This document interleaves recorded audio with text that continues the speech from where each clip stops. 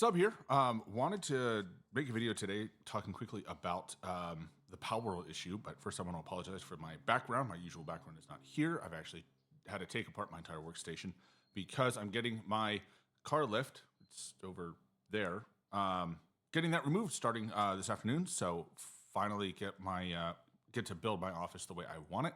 And so we'll start construction on it. I hopefully have it done by the end of next week so that I can actually set it up and record and it's not echoey and the background doesn't look like trash like I tore apart a garage and ripped down my whole workstation.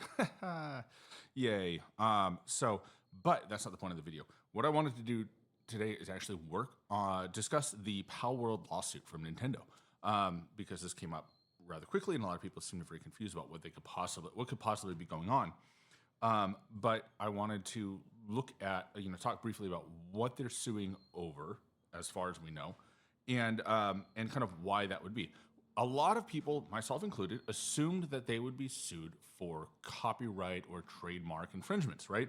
You have something that looks like Pikachu with a machine gun running around. Definitely doesn't seem to be on brand for Nintendo and not something they would want to have confused with their Pokemon, and the Pokemon company's characters, right? And so there did seem to be initially a lot of model ripping or borrowing, but upon analysis that proved to not be true.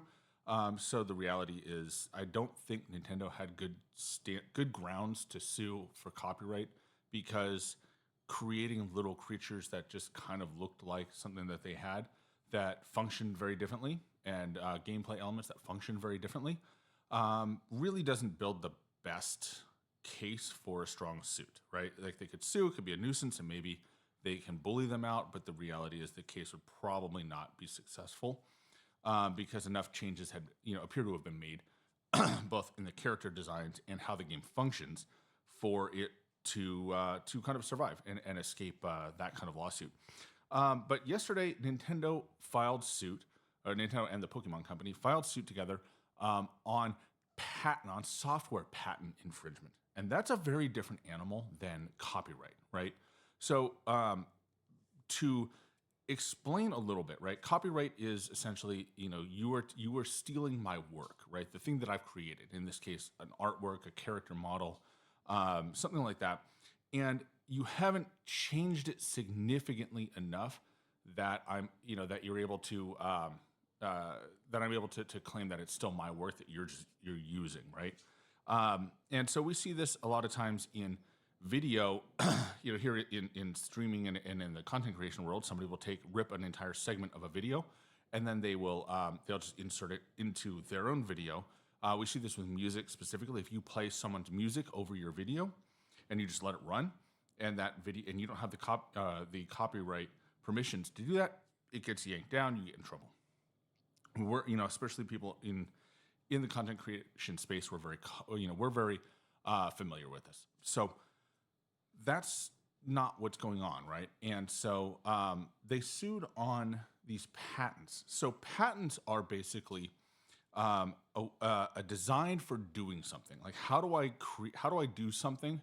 And when you come up with a novel way of doing it, you patent it.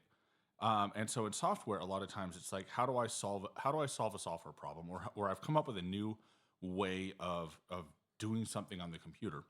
And there used to be a system where we would have patents created to on the computer patents was kind of the way of describing it, where, oh, I want to collate records, but I'm going to do it on the computer. People would file a patent for that, and then every software maker who had a collate option, right, or a sort list option, had to pay a licensing fee.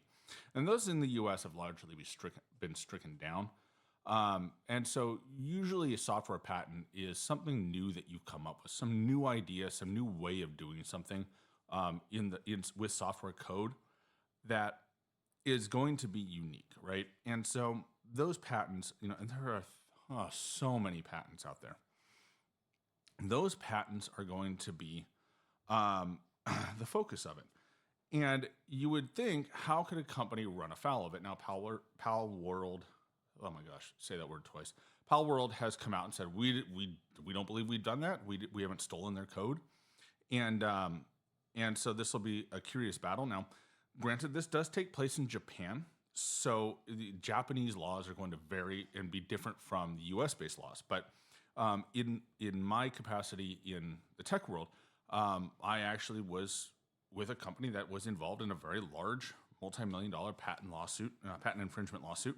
I left the company before that fully resolved. I'm not going to get into the details of it, but basically it was, somebody held a patent saying a way of doing something on a computer is patented under their, held under their patent, and we'd infringed on it.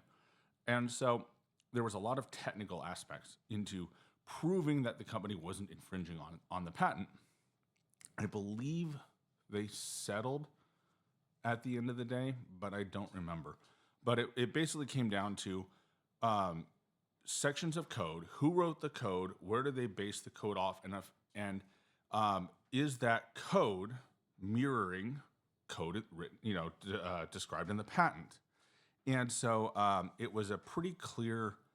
In this case, when you looked at how the code worked and what it did, it was very clear that it was unique in how it was created, and there was no influence from the patent that was identified, right?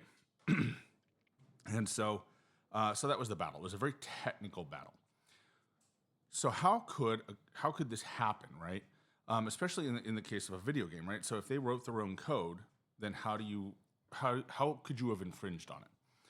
So I think, based on my reading, what's going to come through on this is that software developers, especially smaller developers that don't have a lot of resources on hand within the company, they tend to look around the world, around resources on the internet, everything, from GitHub to SourceForge to all these different companies, basically social media, social sharing companies that developers can share code and talk about how they can solve problems, right? Because if you're a developer, right, and you're trying to, in this case, in a video game setting, get a character to, let's just say, set criteria on how they could change from one character form to another form, right, and what would trigger that, and how you could build that into a game. That's a problem that's been solved before by multiple companies, right? Going back years. And so a scenario could involve, this could be a scenario that involves a Palworld developer goes on GitHub and says, "Hey, I need to understand how to trigger a character to evolve, right? A character to change from one form to another." And somebody says, "Oh, here, try this," and he goes, "That works." "Oh, look, that code, that section of code actually works really well for what I want to do." They take it, they make some changes to it, and then they build it into their game. Unfortunately, it could be that the person who had that code got it from a company that either licensed it or used it illegally from how Nintendo developed it, right? That based it off of the patent. And the difference would be that Nintendo didn't really pursue that other person, because it was either a minor use of it, they didn't know it existed, right? Or that initial person just grabbed it from a source code that had it licensed from Nintendo.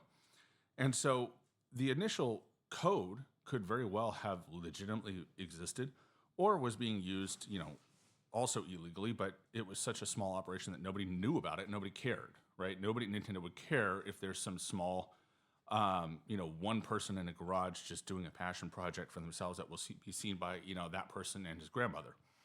But as soon as that code gets put into SourceForge, into GitHub, gets shared around, and ends up in a game like Palworld, Nintendo can find it in Palworld's code and say, this infringes on our idea.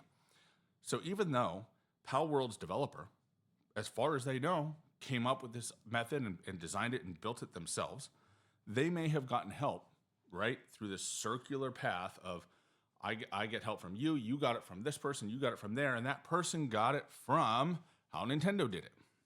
And that's a problem, right? And it's a software infringement problem.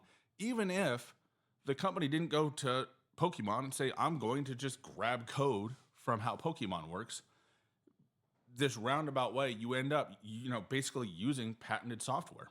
Okay. This happens more often than more often than you would think. And it comes from developers that are, they move around, they work with different companies. They get, they figure out how to solve something working at one company. And the method that they come up with is actually falls under that company's patents. They move to a different company. They teach somebody else how to do it on the side. Hey, if you have to solve it like this. They have that conversation. And code base, so these code ideas, they move around. All right. And so you can absolutely get a scenario in which Palworld is infringing on Pokemon's mechanics and their software without actually without actually intentionally doing it, right? Like, it could be a completely innocent and a completely non-intentional infringement, and it's still an infringement, right? It could also be that they just ripped sections of code from Nintendo. Who knows? So this is going to be a case to watch. This is going to be something that's important to think about, important to monitor, because it can have implications on how indie devs are able to develop games going forward, especially in Japan, because remember, this is, one Japanese company suing another Japanese company in Japan, right? So their rules will be probably very different than our rules here based in the US. And, it's certainly different, in the US, as we've learned, their rules can be different from the EU and the UK. But it's important to understand and watch how this case develops as much as we're able to learn about it. Because, if it comes down to, hey, Nintendo has a huge patent library, and there's a lot of stuff that indie game developers might try and do that actually is going to run afoul of Nintendo's patents, and Nintendo will go after you if your game gets big enough. That is, that's kind of a negative for the industry, based on, indie developers not necessarily having the resources to develop fully without going outside and asking, hey, how would I solve this problem?